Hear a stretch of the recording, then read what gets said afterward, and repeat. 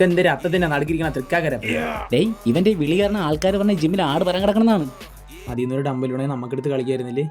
ഞാൻ പോയി ചോദിച്ചാലാ? അവൻ മറ്റില്ല, അതാണ്. ഇതെന്തറാ? സിഗ്മ സന്ദീപാണ് അവൻ.